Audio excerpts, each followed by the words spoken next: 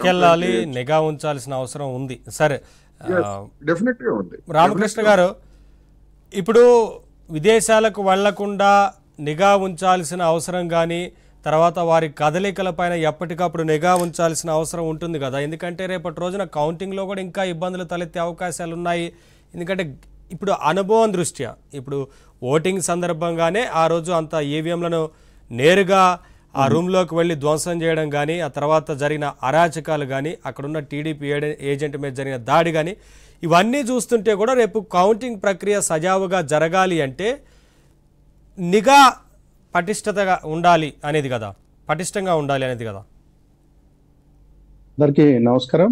కోటేశ్వరరావు గారికి, సాహిబ్ గారికి, అదేవిధంగా ఏబిఎన్ ప్రేక్షకులకి అందరికీ నమస్కారం.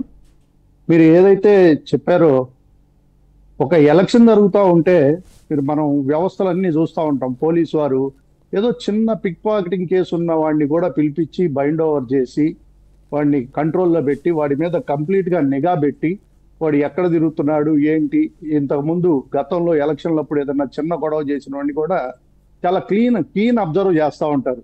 అటువంటిది పిన్నెల్లి గారికి చాలా పెద్ద ట్రాక్ రికార్డు ఉంది.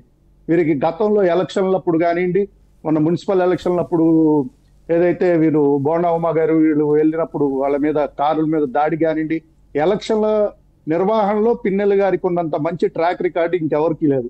కాబట్టి పోలీసు వారు ఇందులో పూర్తిగా పోలీస్ శాఖ వైఫల్యం మనకు కనిపిస్తా ఉంది. ఎందుకంటే పిన్నెల్లి గ్యారంటీగా గొడవ చేస్తాడు, గ్యారంటీగా రిగ్గింగ్ కి ప్రయత్నం చేస్తాడు అని తెలిసినప్పుడు ఆయన వెనక ఎక్స్ట్రా ఫోర్స్ పెట్టడము ఇట్లాంటి ఏవి చేయకుండా ఆయనకి పూర్తిగా సహకరించిన మాట వాస్తవం మనందరికీ కనిపిస్తా ఉంది.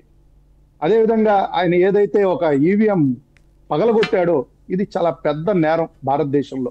ఎందుకంటే మనందరం కూడా ఎలక్షన్స్ గురించి మనందరికీ తెలుసు. మనం ఎన్నికలంటేనే మనం పెద్ద ఇదిగా భావిస్తాం ఈ ప్రజాస్వామ్య దేశంలో. అలాంటి చోట ప్రజలు తీర్పిచ్చే ఈవీఎంని పగలగొట్టాడు అంటే ఇంకా అంతకంటే పెద్ద నేరం గౌరవం ఈ దేశంలో ఇంకోటి ఉండదు. అటువంటి వ్యక్తిని హౌస్ అరెస్ట్ లో నుంచి పారిపోవటానికి సహకరించారు పోలీసు వారు. అటువంటి వ్యక్తి అక్కడికి వచ్చి ఈవీఎం పగలగొడితే ఆ డిపిఓ ఎవరైతే విజయభాస్కర్ రెడ్డి గారు ఉన్నాడో ఆయన కనీసం అక్కడ ఏం జరిగింది అనేది రిపోర్ట్ ఇవ్వకపోవటం, సిట్టాళ్ళు వెళ్ళి మాట్లాడుతుంటే అక్కడ ఈ వీడియో బయటికి రావటం, ఈ వీడియో బయటకు వస్తే వీడియోని ట్యాంపరింగ్ చేశారని చాలా నిస్సిగ్గుగా వైసీపీ పార్టీ ప్రచారం చేయటం, ఇవన్నీ చూస్తా ఉంటే మీరు అన్నట్టు ఆయన నిజంగా విదేశాలకు పారిపోయినా ఆశ్చర్యం లేదేమో అనిపిస్తా ఉంది. ఎందుకంటే పోలీస్ శాఖ నిజంగా ఆ విధంగా పారిపోయారేమో తెలియదు కదండి, పారిపోయారేమో అనడానికి కూడా అవకాశం గ్యారంటీగా ఉంది.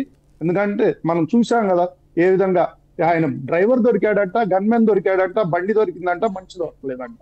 నిజంగా పోలీసులు తలుచుకుంటే ఆయన్ని హౌస్ అరెస్ట్ చేయకుండా ఆపలేరా? హౌస్ అరెస్ట్ లో నుంచి వెళ్లకుండా ఈ విధంగా చాలా నిస్సిగ్గుగా వీళ్ళందరూ సహకరిస్తున్నారు అని చెప్పడానికి మనం ఏం డౌట్ పడాల్సిన అవసరం లేదు.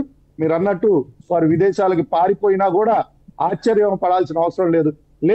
నిజంగా విదేశాలకు పోలేదు, రేపొద్దున ఆయన గ్యారంటీగా ఆ కౌంటింగ్ సజావుగా సాగనిచ్చే దానికి అవకాశం ఉందా, దానికి తగిన చర్యలు తీసుకుంటున్నారా వీళ్ళు? అలాంటివన్నీ కూడా పోలీస్ శాఖ మీద మనకున్న సందేహాలు. ఇతర పార్టీలకు తప్పనిసరిగా ఈ సందేహాలు ఉంటాయి. కాబట్టి ఇవన్నీ కూడా పరిగణలోకి తీసుకొని పోలీస్ శాఖ ఇప్పటికైనా సరిగ్గా స్పందించాలి. లేదా పిన్నెల్లి పలానా చోట ఉన్నాడు, మా అబ్జర్వేషన్ లోనే ఉన్నాడు అని కనీసం ప్రజలకు తెలియజేయడానికి. ఎందుకంటే ఆయన శేషగిరి గారు కానివ్వండి, ఇంకో ఆయన నోబుల వారు కానివ్వండి, వీళ్ళందరూ కూడా భయభ్రాంతులు చేశారు. వాళ్ళందరూ కూడా మాకు ప్రాణహాని ఉంది అని చెప్తా ఉన్నారు. అలాంటి వాళ్ళందరికీ ఒక భరోసా ఇచ్చేదాకా పోలీసు వారు లేదు మా నిఘాలో.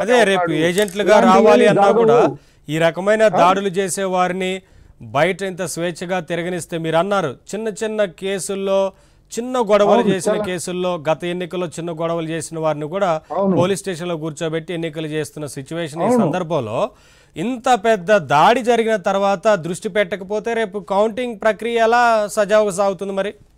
అవునండి, ఈ రాష్ట్రంలో పోలీసు వ్యవస్థ మీద నమ్మకం ఏర్పడాలి అంటే ప్రజలకి వీళ్ళు తప్పనిసరిగా ఇదిగో ఈయన కంట్రోల్లో ఉన్నాడు, మా నిఘా ఈయన మీద ఉంది, ఈయన పలానా చోట ఉన్నాడు అనేది కనీసం ఆయన ఏ రాష్ట్రంలో అయినా ఉండండి.